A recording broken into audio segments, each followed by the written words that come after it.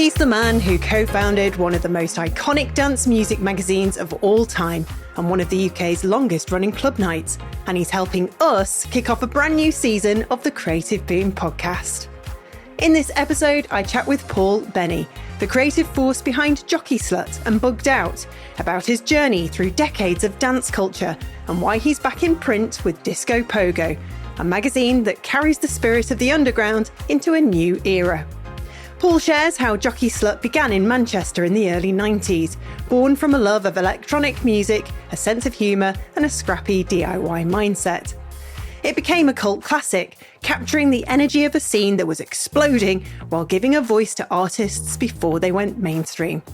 Around the same time, Bugged Out became one of the UK's most influential club nights, known for its fearless programming and iconic parties. He launched Disco Pogo a few years ago with fellow co-founder John Burgess, answering a collective call for a new kind of music magazine, one rooted in community, quality and print. But with the media industry shifting yet again, and the decline of search and social making it harder for platforms to reach their audiences, we felt it was a timely conversation. What does it mean to run a print magazine today? How do you stay relevant, visible and sustainable? This episode takes a good look at the highs and lows of publishing, club culture, and why, despite it all, Paul still believes in the power of independent media to bring people together.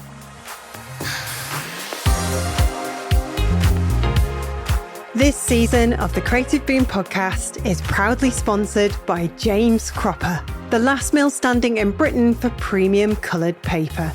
Its new colour source range puts designers first, giving you direct access to 50 stunning shades in a range of weights and textures straight from the mill. Incredible colour, crafted in the Lake District and delivered straight to your door. Discover the paper that brings your ideas to life via paperandpackaging.jamescropper.com. Oh, we've got a good one to start off the new season with. I've been really looking forward to this. It's been possibly a couple of years in the making with a few sort of setbacks in between. Paul Benney of Disco Pogo, it is so lovely to have you on the show. It's great to be here. Thanks for inviting me. And we're going to be chatting today about something that I personally am very passionate about. It's about the media, magazines and music and how you're basically navigating this new era that we're in where you know as well as I do, it's very challenging. Yeah, very challenging time for media, online and print. I grew up reading print magazines. So yeah, it's nice to be working on a print magazine again now. Same. I used to collect them and I used to get such big stacks of magazines. I think lots of little girly magazines and music. Mix Mag was always in there as I got a bit older, and NME. Yeah, I mean, the weekly music papers, that was my background. That was very important period for me in my teenage years, buying NME, Melody Maker. I used to buy Sounds as well. We had 3 weekly music papers and it was exciting, literally exciting when they came out on a Wednesday because it was the only way you could find out about music other than the radio. So you'd be listening to John Peel and waiting for Wednesday to come around so that you could pick up the weekly music papers. Or if you were in London, when I was occasionally visiting London, you could get them on a Tuesday. That was really exciting to get them a day early. All before the internet, all before social media. It was, media was king, wasn't it really back then? You'd read, if you wanted to find out anything about what was going on in music, what gigs there were, what records were coming out, what gossip there was, the only place that you could find it was in the weekly music papers. And if you read a review in the NME and it was said that an album was a 9 out of 10 and it was a great record, without hearing a note, you went to the shop and you bought the record, which just sounds crazy to the way that compared to the way we operate nowadays. Oh, you'd definitely get dressed up, wouldn't you? You'd curate your outfit, make sure you look like you belong to that kind of crowd. Exactly. All part of it. But I mean, nowadays, if you hear that something's good, you go and listen to it, don't you? Yes. You turn on Spotify or another streaming service and you check it out. But or if you were to read a good review somewhere in a broadsheet newspaper, for instance, you're unlikely to go and buy the record, you know, a vinyl copy of the record, for instance, just off the back of that review, you're going to go and listen to a bit of it and see whether that person is right or not. But yeah, do you know what we tend to do? Do you know what we tend to do these days, Paul? We go to festivals, and in prep for the music festival, this is how sad I've become. We'll sort of find a playlist on Spotify and listen to it for the weeks leading up to the festival. We did that for Green Man in August. And we were like, oh, these sound good. Oh, we'll definitely go and watch those. Oh, let's make a note of that band. We'll go and watch those on the Friday night. And that's how we do it. It's so funny how times change. But that's a great idea. You know, that's not a sad thing to do. It's, you know, that's one of the upsides of streaming services that you can, you know, you can be going to something and you can think, right, there's 20 bands here I've never heard of. I'm going to go and check them out. So there is an upside to it. But there was a certain magic to buying a record off the back of a review that you might never have bought otherwise, because the person writing the review had taste that you trusted. And I found loads of great records that way. Do you think it's a sort of common thing for us kids? We sort of have that real passionate focus on music and culture in our teenage years, and then life happens, you know, we grow families and businesses and careers, and we kind of get stuck in an era. Do you feel like you haven't fallen victim to that same trajectory? I feel like I haven't fallen victim to that, actually. But what I've become more comfortable with now is looking back a bit more. So I think for a long time, I was so I was so determined not to fall into the trap that you just described, that I was just completely obsessed with new music. And the things that I really loved, and I loved 20 years ago or 30 years ago, I was never listening to. And that's a bit of a shame. So now I've got a bit more comfortable with, looking back. I'm still interested in new music and listen to new music every day. But I've realised that if it was a good album 20 or 30 years ago, it's probably still a good album now. So I'm a lot more comfortable with enjoying the things that I've grown up with, while at the same time trying to keep on top of new stuff. I love that. Do you still buy the merch? Sometimes. I mostly buy the merch for my kids, though, because I'm off to Billie Eilish tomorrow. Oh, nice. At the O2 with my kids, and they'll definitely be wanting T-shirts. And we've just come back from Glastonbury. They both got Charlie XCX T-shirts. So I suppose I'll occasionally buy merch. I was browsing the LCD Sound System merch at the gig that I went to of theirs at Brixton Academy. Didn't end up buying anything, but so yeah, occasionally. But most of the merch purchases for my kids nowadays. Yeah. So you haven't got that kind of uncomfortable big gap between yourself and your kids because you've gone a kind of similar level, or are there things that you're introducing them to that they've never heard of, or vice versa? Well, I mean, they've got their own taste, and but at Glastonbury, you know, they went to see Charlie XCX. I went to see Neil Young. I would have loved to have seen Charlie XCX, but I couldn't do both. And I thought, I'm never going to get a chance to see Neil Young ever again. No, exactly. Whereas there's going to be other opportunities to see Charlie XCX. But then another nice thing at Glastonbury is my youngest daughter, who's 13, she wanted to see Gracie Abrams. So we went to watch her, and she was great. And there was another artist, Faye Webster, that my older daughter wanted to go and see. So I went to see that with her. And I have to admit, I'd never knowingly heard a Gracie Abrams or a Faye Webster song ever before. So I heard them for the first time there, and they were both great. They were both talented, independent, strong women. And all I thought of was that I was, really proud of my daughter's tastes, basically. Yeah, well, she probably gets it from you, and your partner. Maybe. And I have obviously gone through the process of introducing them to loads of stuff, David Bowie and Talking Heads and those things that are just incredible, that you're like, you've got to know about this. When they both started getting interested in vinyl, then, of course we introduced them. But at the same time, it's best to let them work it all out for themselves, isn't it? Yeah, I don't 100%. really want them to just inherit my taste. I'd rather them do what I did, which is get a bit of guidance from other people, but also just figure it out for themselves. Yeah, absolutely. And without going too much into your background, because we're focusing on what's happening now, but you were behind the print magazine Jockey Slut, which was very popular back in its day, which sadly came to an end. Well, yeah, I mean, I went to Manchester Polytechnic, which is now called Manchester Metropolitan University. Yeah. So I can now say I went to uni, but I didn't really. I went to poly. And I went there because I was obsessed with Manchester, Manchester music, the Smiths, Joy Division, New Order. And what year was that? What year did you start? I went in 89. Ooh. And I'd come Golden age. Yeah, I was in Bletchley, Milton Keynes, which was a cultural desert.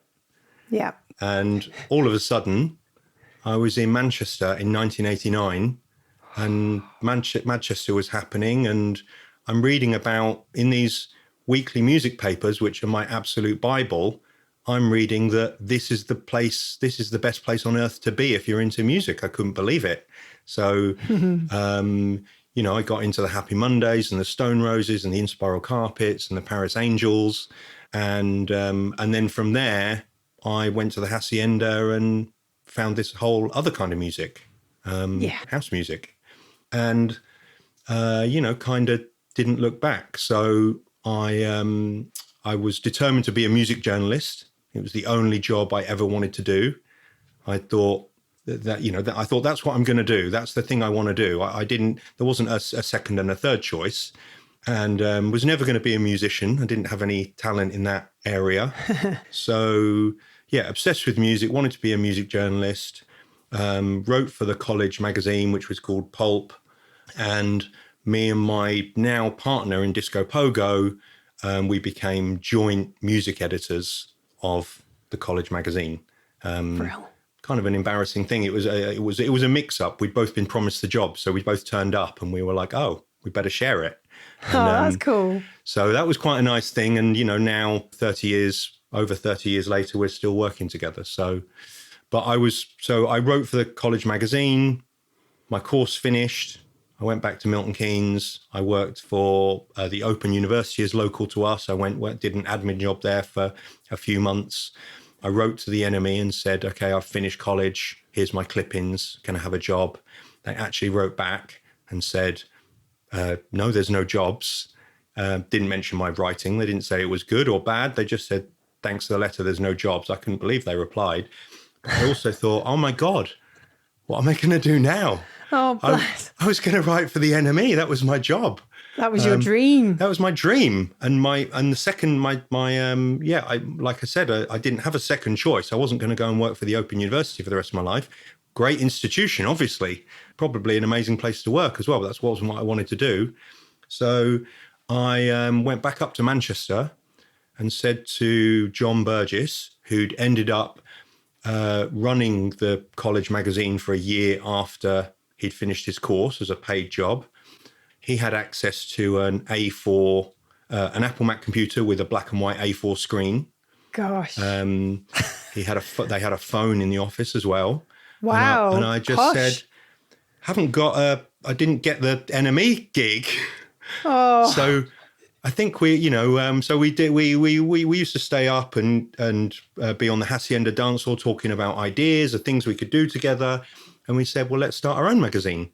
I can see you, I can see you back then in your face. I can see the kind of innocence, the naivety and the charm. And like, okay, well, all right, that's not going to work. So what next?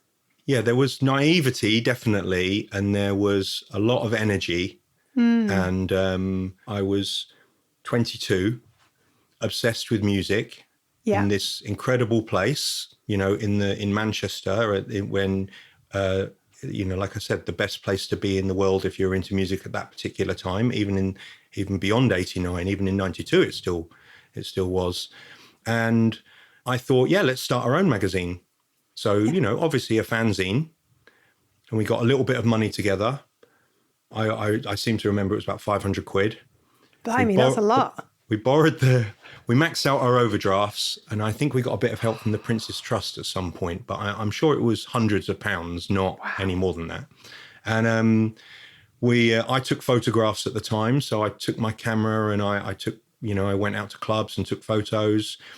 Me and Jono were both journalists. Well, we decided that we were journalists by that point. So, and we found a local printer, and I wandered down to the Hacienda and knocked on the door and said, "We're starting a magazine. Will you advertise?" And they said yes.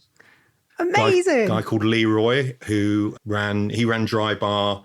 So he said, "Yeah, I'll take one for Dry Bar and we'll take one for the Hacienda," which is an incredible thing, isn't it? That's amazing. We're 22 years old. The magazine doesn't exist at this point, and they're already committing to an advert. Things like that really gave us, a lot of belief. Yeah. And we got the first issue together, and then we'd go to the shops like Eastern Bloc and Piccadilly Records and other record shops around the Northwest. It was 99 pence a copy. We'd drop the magazines off in each shop saying sale or return. It's like, if you don't sell them, then it's not going to cost you anything. And even though the first issue, I don't think it was an incredible piece of work or anything, but it had a certain spirit and it connected with people. And the only other things at the time, if you were interested in dance music and you wanted to read about it, was Mix Mag and DJ. Yeah. And as good as they were kind of a different thing. We had this quite punky, fanzine-y take on things, resonated with people. So that sold well. So we thought we'll do another one. Brilliant. And go around the record shops, collect all the money in cash, obviously, put all that money together and then pay. And okay, well, the next issue we'll print a few more. I think we did 1,000 of the first issue. It's actually quite a lot when you think of it nowadays. Next issue, we printed a few more copies, and then we went through the whole thing again. Next issue, we printed a few. Then there was a little bit of a tipping point about 3 or 4 issues in. We'd done a cover feature with Andrew Weatherall, and he'd taken his shirt off, and I'd done this photo shoot with him showing all of his tattoos. Wow. That got people in London interested in the magazine. And so what we would do is we'd sit in the Polytechnic office, use their phone and phone up all the London record shops and say, can we send you 10 copies? And it kind of worked. We managed to get a load of copies down to London. We also got in trouble for the Polytechnic because back then phone calls actually cost money. And they got a huge bill, and we got in a bit of trouble. Jono got in a bit of trouble, but I think we worked it out with them. And but yeah, the phone and the phone and their computer were incredible resources, to us at that point. And then we bought our own computer, and it just carried on growing like that. Very clever, very simple, but very, very smart way of doing it. I think it was probably the only way you could do it. I mean, you could raise money, but at the time, I don't remember hearing of anyone raising money using that phrase. I don't remember hearing of anyone getting investment for a creative project. There was no Kickstarter or crowdfunding or I remember talking to the bank and saying to the bank, HSBC or something, can we have a loan? And I don't think that was successful to begin with. So what we had to do was, it was all about, getting the money in from one issue, putting it all into the next one. No one working on the magazine at that point was getting paid. But eventually we did turn it into a business, and we had an office in Beehive Mill in Ancoats in Manchester. Yes, know it well. Actually, the funny thing is it was a huge office because the property was so cheap back then. So we were this little independent magazine with quite a big office, and we got to the point where there was me and Jono, we had our designer Graham, we had someone selling ads. We also had a bookkeeper in the office because there was no QuickBooks. So the bookkeeper had to come to the office once a week and go through all the checks and, It's great. And the other thing was for content, for when people wrote for the magazine, they would write it at home on their typewriter or their Amstrad computer. God. And then we must have got to a point where people brought in discs, but quite often people were typing it at home on a typewriter, coming to the office and then inputting it into the computer, manually. And then we also had the occasional work experience person that would do typing for us.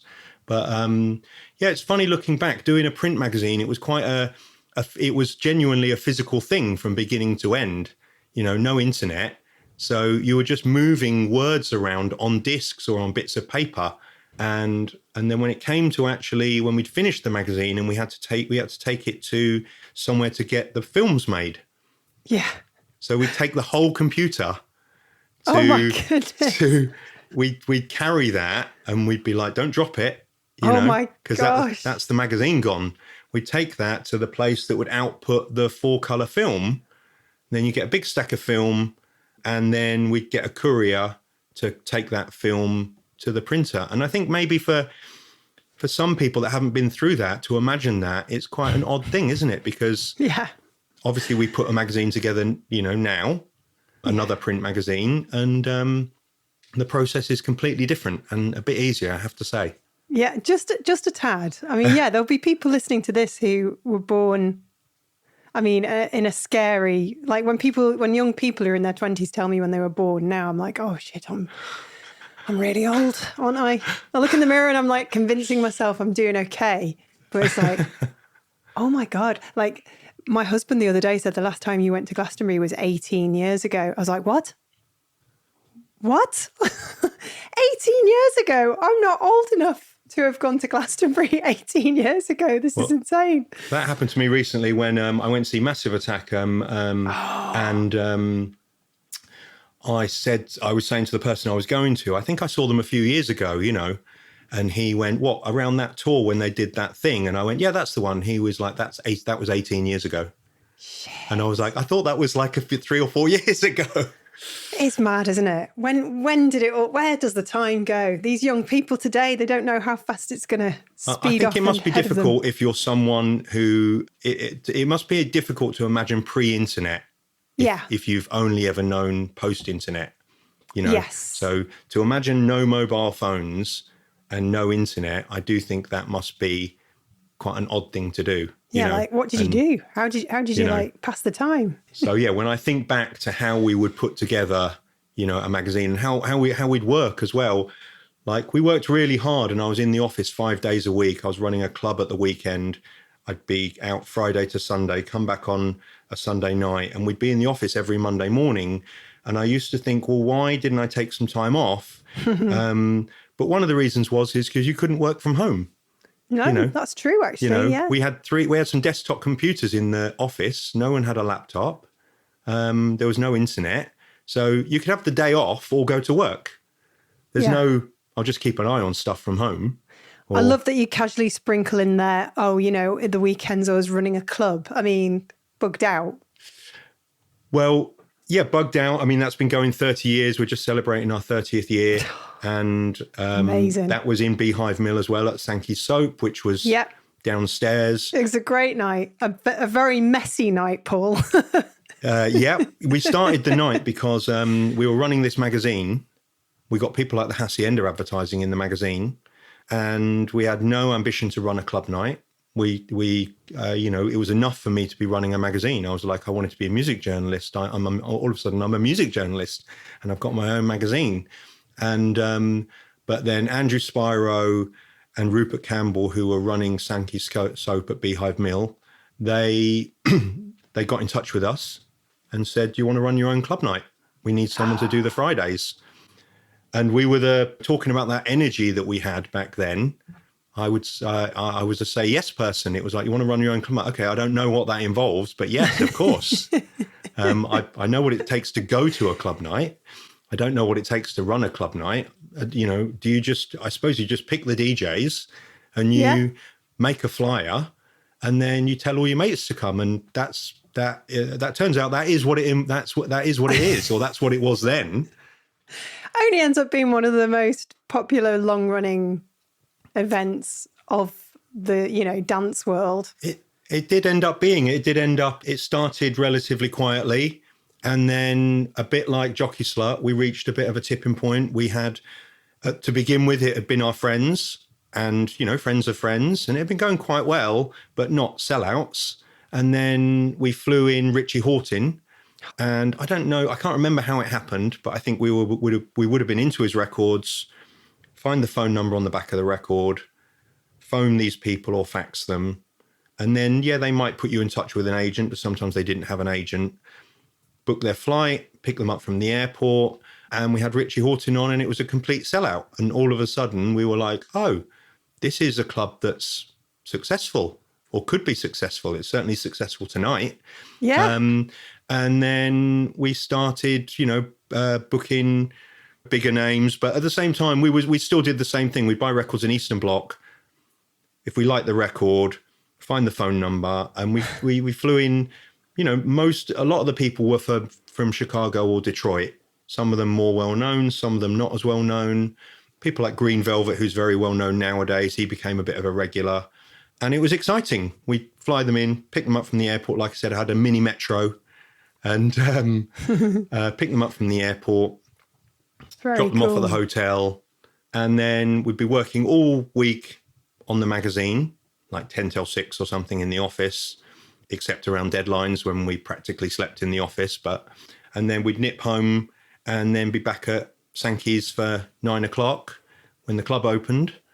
And my friend James Holroyd was our resident. He'd be warming up. And then we'd have the guest DJ on at midnight till 2. And yeah, it sounds early, but clubs finished at 2 then. So, but then after that, we'd go back to my house or someone else's house. After parties. And then we'd be up for the rest of the weekend and then back in the office Monday morning. Oh, couldn't do that now. No, not anymore. God, no. I got carried out of a toilet once by a bouncer at Sankey's. Oh, really? Oh, wow. It's all right. Somebody sneaked me back in. I was all right. Oh, okay, good. Well, I won't. Don't ask why. I won't ask why, and I won't share any of my incidents in Sankey's Soap. I'm sure there were many because we were there. Yes. We were there a few years until the club got into trouble. There was gangs and, ended up that leading to some financial trouble and the club closed. And then Cream in Liverpool got in touch and said, why don't you do a monthly with us? And that held like 4,000 people instead of the 1,000 people that Sankey's held. We used to get a coach there from Stoke. Oh, really? We'd all organise it, all of our college friends, and we'd rock up in tiny little bikini tops and tiny little hot pants. It's funny, we've been looking at, because we're putting together a book at the moment, a 30th anniversary bugged out book, and looking for photos of the time. And there aren't as many photos as, no one took photos, no one had camera phones. And, but yeah, there were a lot of people going to bugged out at Nation in Liverpool, Cream in Liverpool, all kind of gate crashed up. We don't really remember it. We were like, was it like that? But I suppose... It could be. It depended on the vibe. Like if it was an LTJ Bookham night, which I used to like to go to, it was a bit more kind of grungy and baggy jeany. I think what there was there was all different kinds of people. But yes, there was definitely an element that you had these kind of ravers in that kind of gate with that gatecrasher look. Yeah. I suppose when you've got a club and there's 4,000 people in it, you get all kinds of people, It was nice. It was like the way to socialise on a weekend, wasn't it, back then? We loved it. I mean, it was that was another... because we had 3 rooms at Nation in Liverpool, we could book a lot more DJs, even though it was only once a month. But we could book all different kinds of DJs, house DJs, techno DJs, drum and bass DJs, big beat DJs. And yeah, it was just, it was a great compliment to the magazine, So we would be saying, if you do an interview for the magazine, we'll book you for the club and vice versa, Sounds like a whirlwind, a perfect storm, and it all probably worked very well for many, many years, obviously before things started to change. But before we come on to that, what is your favourite memory from that time, Paul? Well, there's a moment when I think it was our 4th birthday, so it must have been 1998, I think, and we're doing Cream in Liverpool, and we'd asked Daft Punk to play our birthday. And because I'd been the first person to interview them, we'd had them in the magazine, we had a good relationship with them.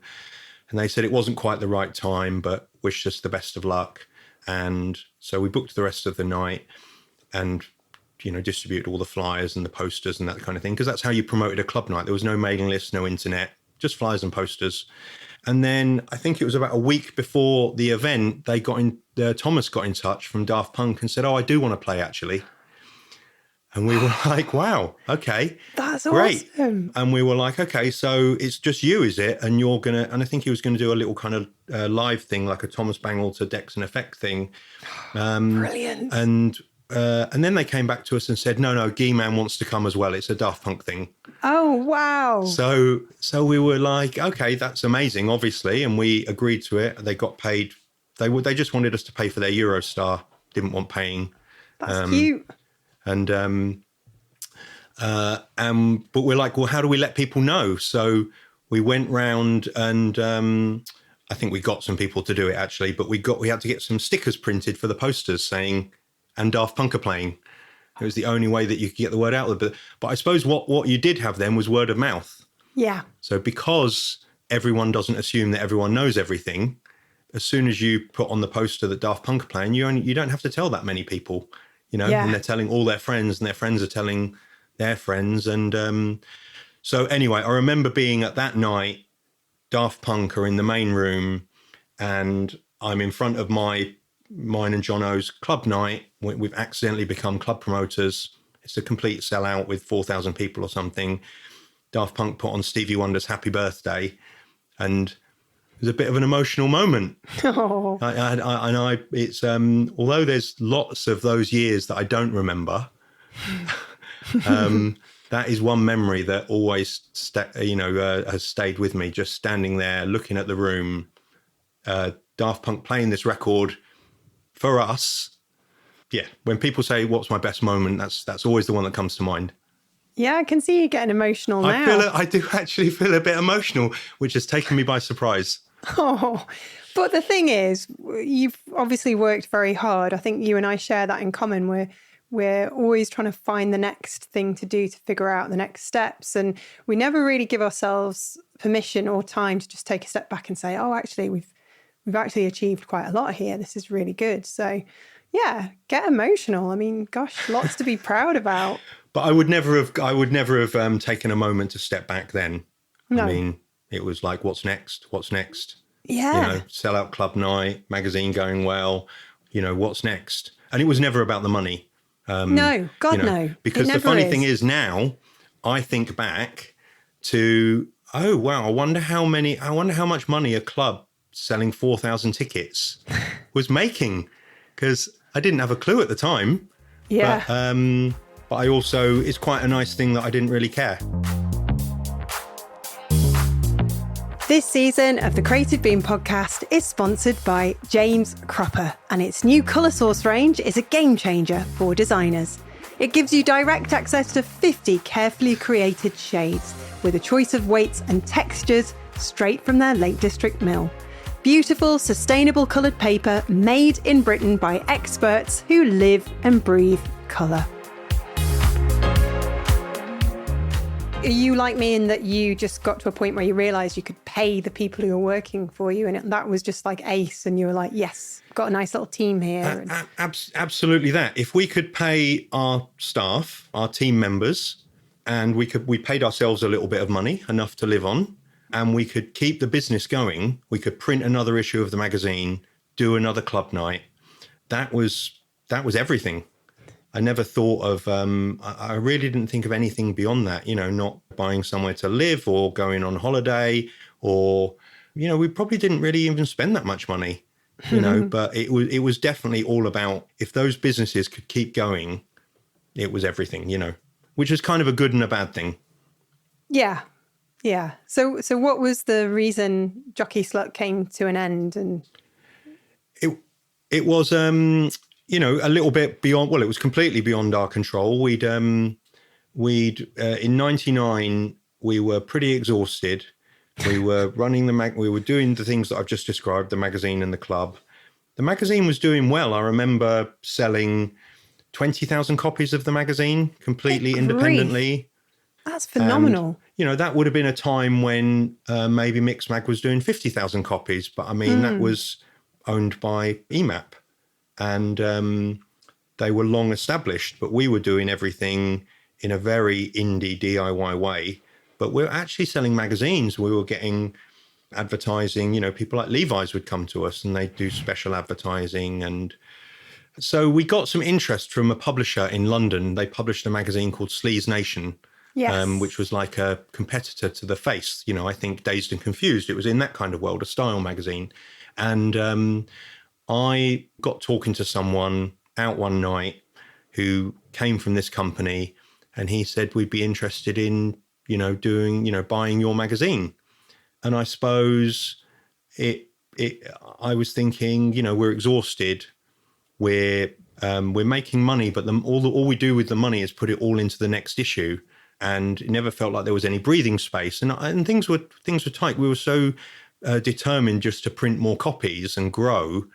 There was never any breathing space, so it was bad management, really. But we were very inexperienced, and also the magazine was every 2 months, and we felt that was slow. It was like magazines were monthly, they were weekly or monthly or bi-monthly. But because of cash flow, we could only do it every second month, because we had to print the magazine, sell the advertising, then get in all the money from the advertising and some of the money in from the sales so that we could print the next one. So it couldn't be a monthly with us running it in that financial situation. And so we got interested in this deal with this publisher in London, and what we really wanted was investment, but they only wanted to do the deal if they would keep us on, but they wanted to buy the magazine, not invest in the magazine.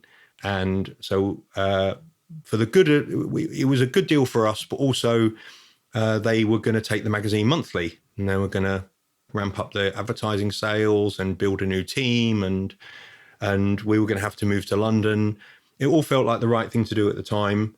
But then, and it worked quite well, actually. We moved to London, got some new people involved. It went monthly, and it was pretty successful. And but the company that also published Sleaze Nation, they bet big on Sleaze Nation, and something happened. I think they spent too much money. I don't know the details. You never do in these situations. No. But all of a sudden, everyone's told that the whole company's gone into administration, and I don't know the details and I don't know the figures, but I mean, for everyone involved, everyone felt at the time that Jockey Slut was still doing pretty well. But so anyway, unfortunate. It all came to an end, and it was sad, but certainly sad for the people that were working there. But it didn't. We had the club.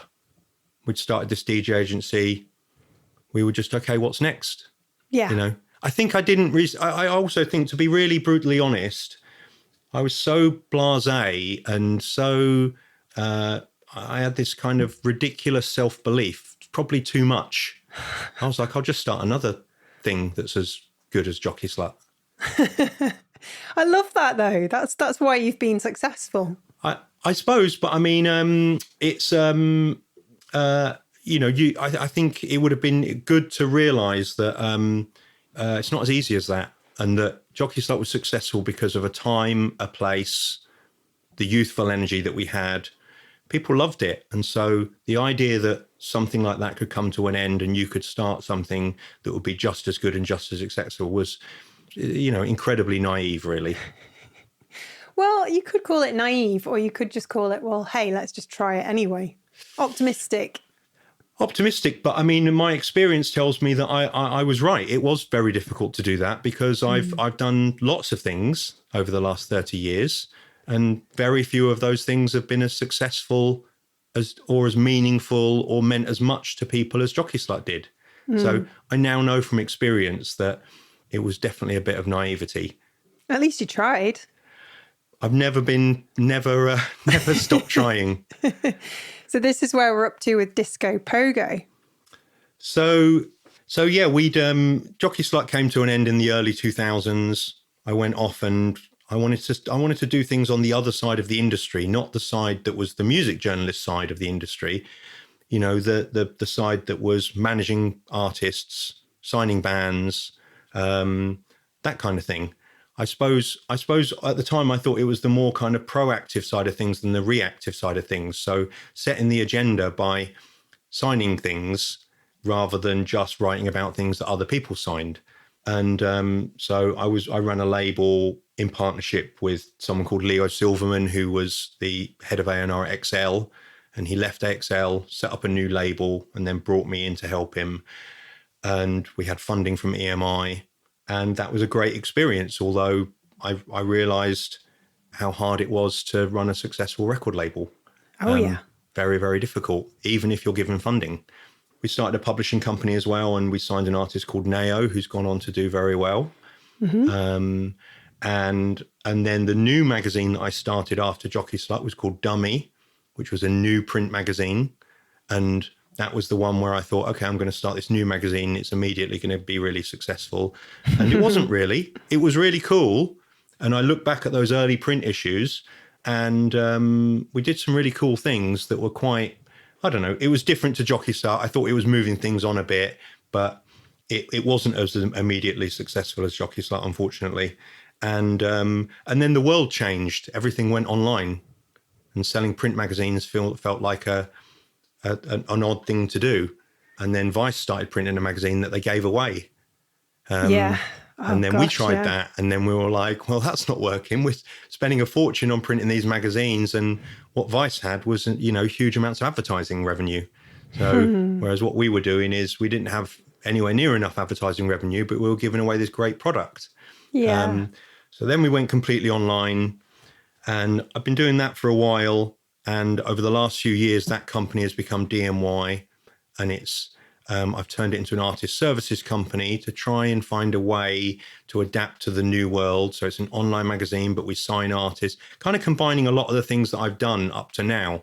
And it was a really exciting idea, I think, and it's still an exciting business. But when lockdown happened, my partner in Jockey Slut and Bugged Out, John Burgess, Andrew Weatherall, who was a hero to us and a mentor and a friend, passed away.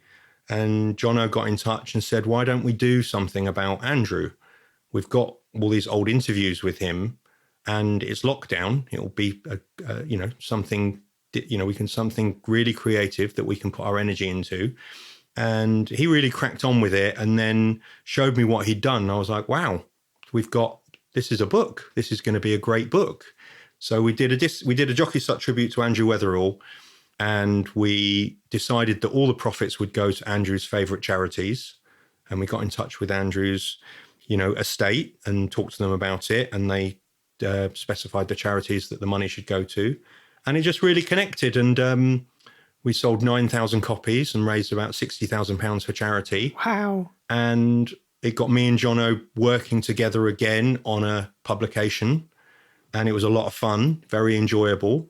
And people started saying that were buying the book, okay, so when's the magazine relaunching? Yeah. And I was like, it's not relaunching. That's not happening. It's like, we did this book and it was great, but I'm not really going to launch a magazine called Jockey Slut. I'm 50, and the world's changed, and people have done different things with, that phrase. And then as time went on, I think because we'd enjoyed the process of putting together this print publication, we were like, okay, well, what is it we can do next? That can't be it.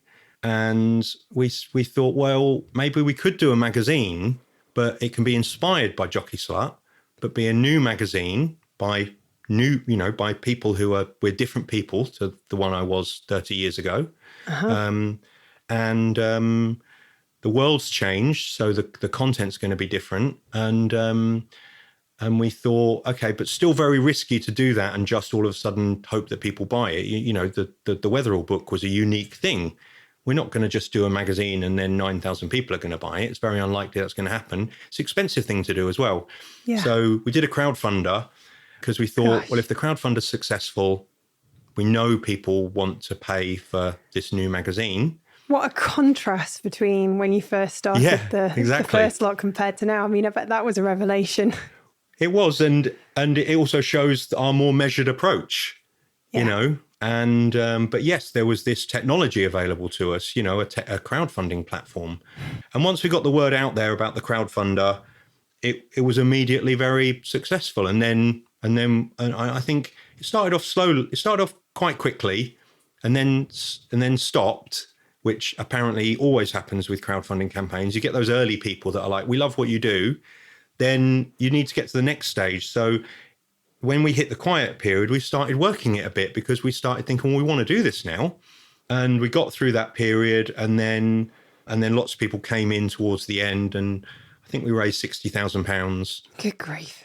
Did we write about you? We did, didn't we? I think so, yeah. Yeah. Thanks for the support. That's all right. I wasn't asking for it. I was just like, did we support you? I hope so. And it enabled, and when we were like, okay, obviously we were over the moon, but we were like, we've got to do this now.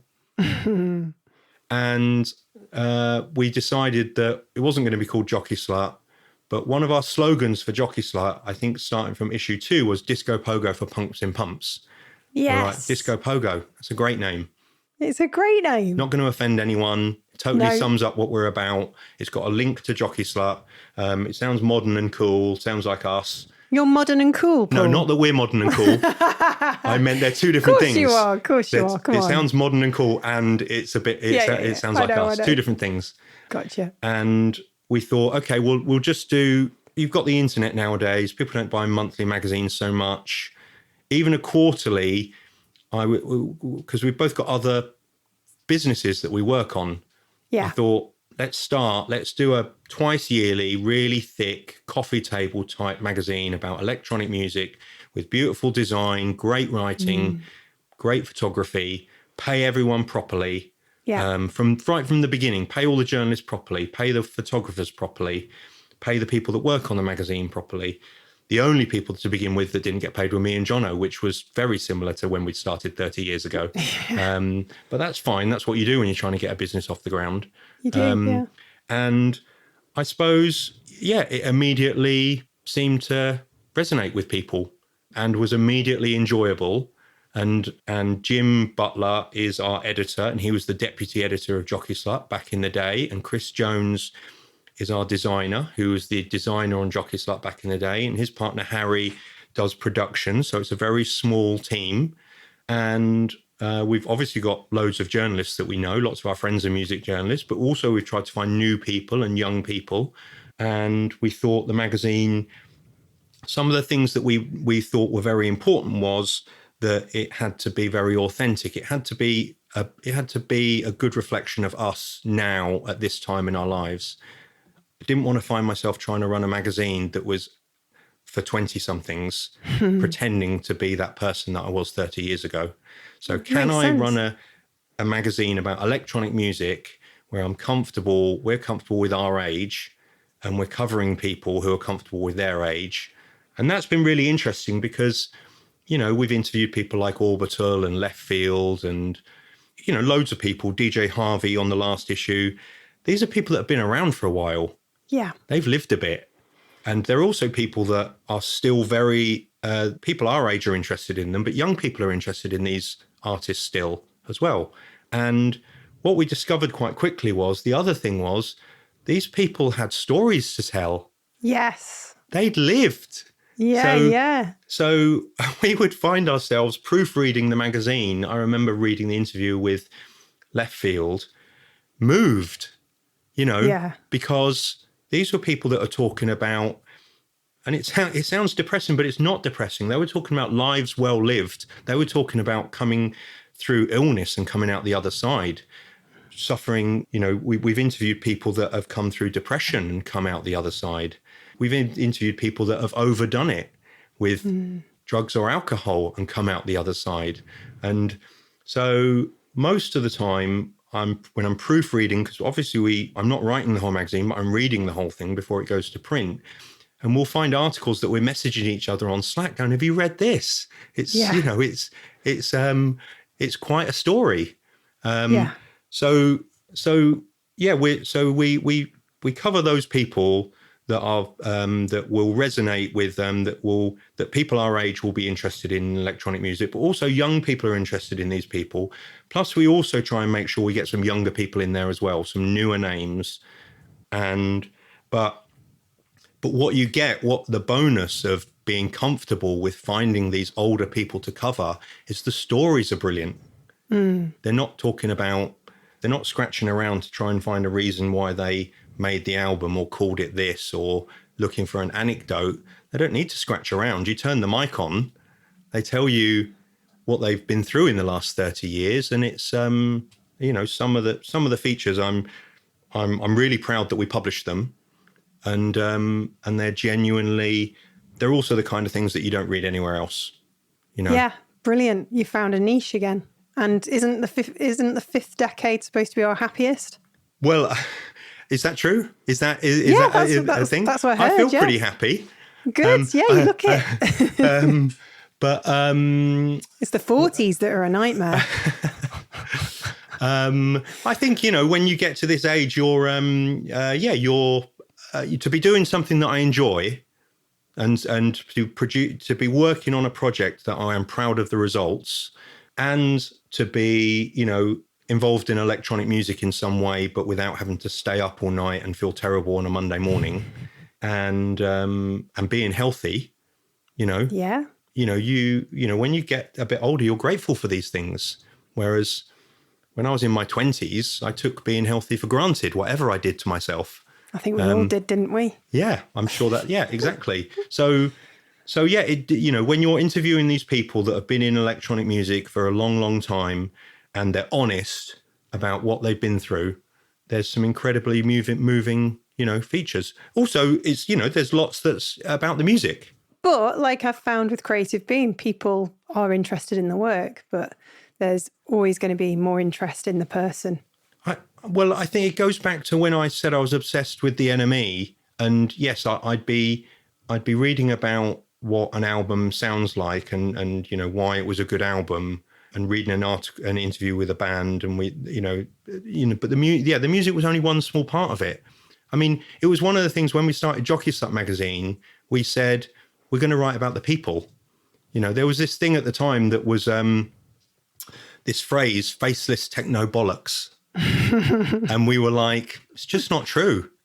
It's like, why are some publications saying that people that make music with guitars have interesting stories to tell, and people that make techno aren't interesting? And we immediately thought it was ridiculous. And I think we were right. It was ridiculous. People like Aphex Twin, who we were covering in the early days. Yeah. Fascinating. Still fascinating. God, yeah. Hugely so. So, but yes, the reading about music is interesting, but the reading about the people behind the music, that's a big part of it. Yeah, and you're clearly very passionate about it. And I'm just wondering, have you found it easier to make Disco Pogo viable financially these days, or is it sort of an ongoing challenge? Are you planning to have an online presence as well? I have to say it's going quite well, which I sometimes hesitate to say things like that because sometimes might jinx it. And you're being humble probably as well. But I think publishing a print magazine, I mean, sometimes you might mention that to people and you think, well, why are you doing that? I mean, that's a crazy thing to do. But what I've discovered is that, investing in journalists, investing in photographers, creating a great product and selling it at a price where we can pay for the printing and make a profit, it's kind of working. Yeah. And sometimes it's, you need to believe in the product enough to charge properly for it. Mm-hmm. You'll read that in loads of business books, won't you? Don't undervalue what you're doing. But yes, it has been challenging. And like I said, we did that crowdfunder and it sounds like a lot of money, but we used that money in the same way that we, like I said, in the early days of Jockey Slut, we threw it all into the magazine, printing a beautiful thing, paying everyone properly. And the first, we're on issue 7, we're working on issue 8. And, when's that out?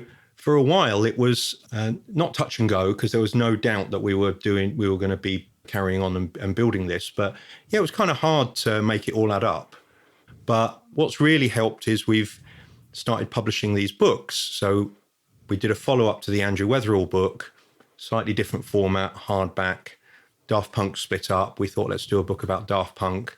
And that's been really successful and sold really well. And we've now done a new one about Aphex Twin, and we're working on another one that's coming out in the autumn. And, the magazine is doing pretty well, but, the books are helping kind of fund everything really. But I'm still, the magazine's growing all the time. We have a website, but it's behind a paywall. Right. Interesting. And we're not, half of the books that we sell directly from our own online store, literally 50%. The other 50% go out to independent record shops, independent bookshops. We're not really interested in selling from Amazon, although because we supply some distributors, I went on Amazon this morning and it's there. So it's kind of something that you can't fight. No. And we've built up some great, relationships with distributors, shops. We've just shipped a load of books to a retailer in America called Turntable Lab, who are, big online. They sell lots of vinyl. And there's also this incredible network of magazine shops. So in Manchester, you've got Unitom and Village Books. And Rare Magazines out in Stockport. Rare Mags have been very supportive. And the reason that I started learning about this network is we supply a distributor called MMS. They supply these shops. But when you supply a distributor, you don't really know where the magazines are going, but you find out where the magazines are going because they post about it on Instagram and tag you. And that's just a wonderful thing, because I've realized that, it's a big part of what we're doing. These shops are a very important part of what we're doing. Back in the Jockey Slut day, our dream was to be in W.H. Smith's, whereas now we do have some magazines going into W.H. Smith's. But I mean, really what's the most important part of our setup is these passionate people that run these independent magazine shops. And it's like a scene of people that are into print. I went into Village Books, I remember, and talked to them when I was up in Manchester. And he was saying that, it's people into print. It's as many cool young people in their 20s as older people that love print because they've always loved print. Yeah. It's a very vibrant thing. Rare Mags, like you mentioned, they've been very supportive. Unitom, we did a big shop window display with Unitom. They're also very supportive. But also the other thing is it's not just in the UK. We get tagged on these beautiful little magazine stroke coffee shops all over Europe. Your little face lighting up telling me this. And I love it. We follow them because, like I said, it feels like they're quite an important part of what we're doing. It's this network of magazine shops run by passionate people. It sometimes feels like we can't get back the magic of the 90s, but actually, I think when you look at, the journey you've been on and where you're at now, you've still got a lot of that magic happening. It's just it's just that the vehicles have changed. I totally agree. It's a different kind of magic. So yeah, these, you just got, you have to look for the magic elsewhere, don't you? We're not trying to recreate the amazing things that happened in the 90s. We're like, what is that? What's the, I love your word magic. It's like, what's the new magic? Yeah. And one of the things is, also people that post and tag us on Instagram are people buying the magazine. I love that as well. They get the magazine through the post. They've ordered it from our shop. They're really happy with it. They like it enough that they post on Instagram. We see who the people are that are buying these magazines. And social media, it drives us all mad. Sometimes I wish it didn't exist. Sometimes I wish I didn't have a phone. Sometimes I wish I could be like those people. Who's that famous film director, doesn't have a phone? God, I don't know. You might be thinking of Bill Murray. Christopher Nolan. Oh, Christopher Nolan. And Bill Murray, apparently you can only get in touch with Bill Murray through a fax machine. Which I quite like. Sometimes I'm like being on, staring at my phone all the time. I mean, it's sometimes I'm like, what are you doing? This is a nightmare. or having to post onto Instagram to sell, your business. Yeah. Which we do. We post on Disco Pogo. We're taking it seriously. We're trying to grow our following. Anyway, my point is that all of this stuff can sometimes feel awful and stressful, and there's lots of bad things about social media, so many bad things, which I won't even go into, but there's some good things as well. That's my point. Yeah. Us being able to see who's buying the magazine, see what shops are stocking the magazine, and not just because someone sent me a list of them, but someone's tagged us and then I go and look at the shop and it's in Lisbon or Amsterdam and I'm like, this shop's beautiful. And then I'll send them a message going, it's a beautiful shop and thanks for stocking the mag. That's when social media is a wonderful thing. It's a community. Sounds like you've loved being very much part of that community these last 3 decades. Yeah, absolutely. And just in these last few years, the community of music journalists that quite often are treated really badly and feel like they're industry is in a difficult place, and just being able to employ good people and pay them fairly to do incredible work. Sometimes I get features back from these people, and I used to write a lot of the stuff from Jockey Slut, but I love it when I'm reading these features thinking, you're 10 times better than I ever was. And so we have some really brilliant journalism, and it does feel like a community. Photographers, journalists, editors, designers, magazine shops, and all the people who buy the magazine and the community, and of course, the wider... Of course, the readers who are also really passionate. It does feel like a community. It's quite a joyful thing.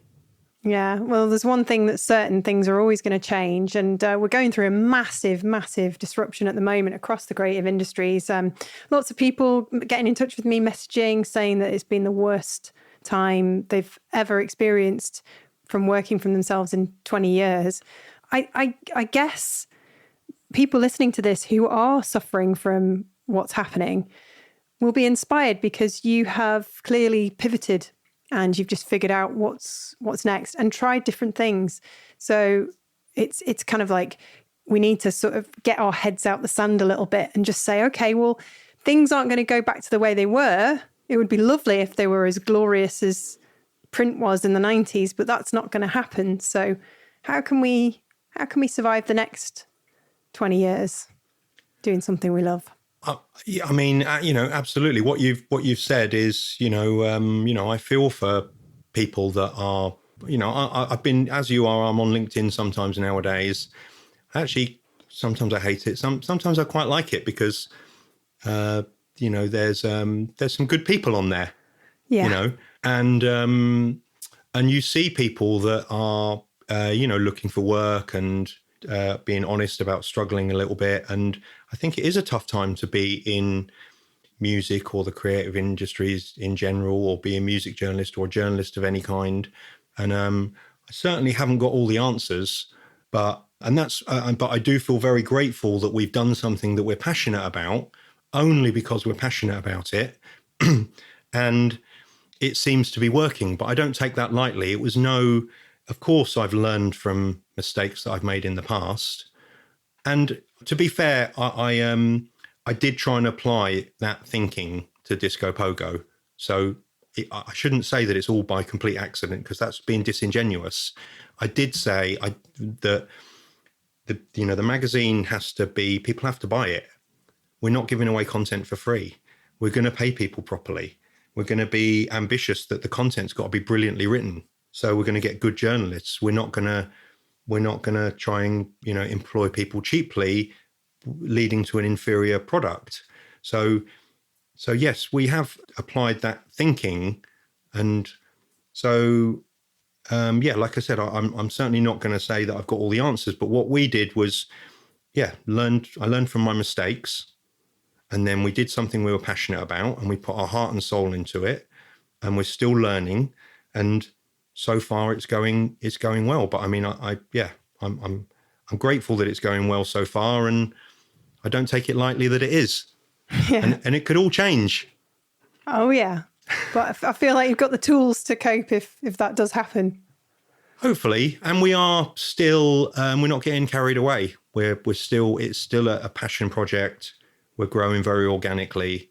We're trying not to overstretch ourselves. I think in the past, maybe I've always liked doing lots of different things, and trying to remain focused on just making the things that we're doing good and better, rather than trying to, ending up spreading ourselves too thin. Sounds like you've had an amazing adventure so far, Paul. I look forward to seeing what's coming next. Yeah, it's all an adventure. It's not over yet. No. Got to keep going. And when you work for yourself, when you run your own businesses, you've just got to keep going, haven't you? That's a good bit of advice, isn't it? Keep going. Yeah. Don't give up. Don't give up. Keep going. Thanks ever so much for joining us on the Creative Room podcast, Paul. This has been fantastic. Thanks, Katie.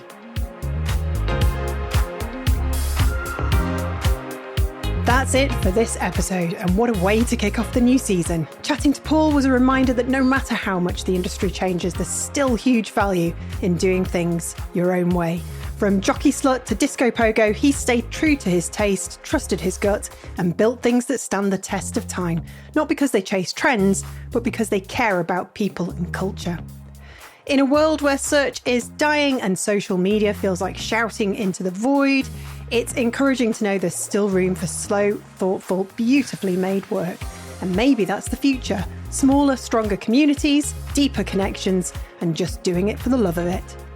Thank you so much for listening. We'll be back with Paul on Thursday for The Spark, our bonus episode, where we get to know our guests a little better.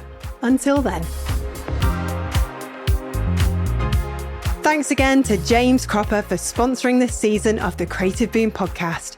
Remember, its colour source range gives designers direct access to 50 beautiful shades and a choice of textures, all crafted in the Lake District and delivered straight to your door. Explore the collection and bring your next project to life at paperandpackaging.jamescropper.com.